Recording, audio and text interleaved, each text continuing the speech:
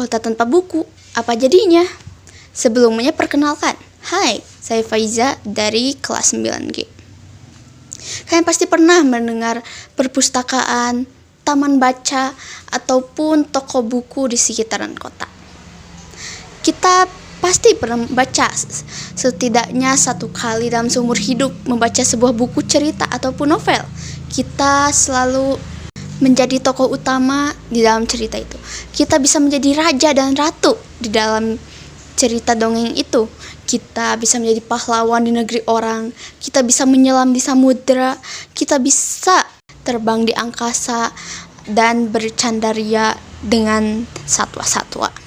Bahkan Muhammad Hatta, sang proklamator, pernah berkata, "Aku rela di penjara asalkan dengan buku, karena dengan buku aku merasa bebas."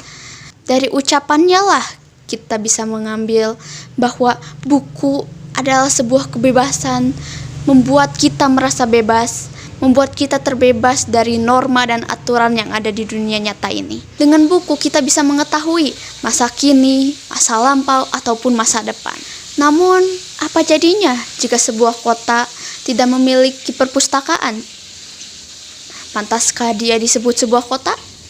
Di kota itu mungkin surat kabar ataupun pesan-pesan masih tersampaikan, entah itu dari televisi, dari internet, ataupun dari cerita nenek-nenek moyang. Tapi semua itu terlihat sama. Orang-orang pergi bekerja, anak-anak pergi ke sekolah, lalu mereka tidur, dan seperti itu lagi. Di kota itu mungkin ada perpustakaan, namun tak ada seorang pun yang datang ke sana. Tak ada tangan-tangan yang menjamah buku-buku itu dengan sukacita, membuka halaman demi halaman untuk pengetahuan dan juga imajinasi. Mungkin sekarang buku-buku itu sudah rusak ataupun sudah dimakan rayap. Di sekolah juga mungkin ada pojok di mana buku-buku bertebaran, namun tak ada seorang pun yang membacanya. Mungkin debu sudah hinggap di sana dan laba-laba mulai membuat sarangnya di sana. Jika kamu di dalam kota itu, maukah kau menjadi orang yang menghidupkan buku itu? Maukah kau menghidupkan kota yang bahkan tidak pernah membaca buku? Maukah kau menjadi orang pertama yang melakukannya? Maukah kau menghidupkan kota yang menjadi wawasan hidup bagi orang-orang? Dan menghidupkan buku-buku yang tanpa nyawa itu?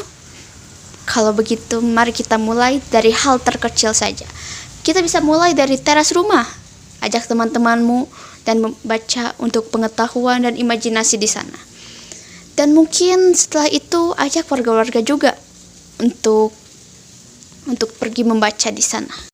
Jangan biarkan waktu berlalu tanpa buku. Bersahabatlah dengan buku, karena buku itu tempatnya wawasan.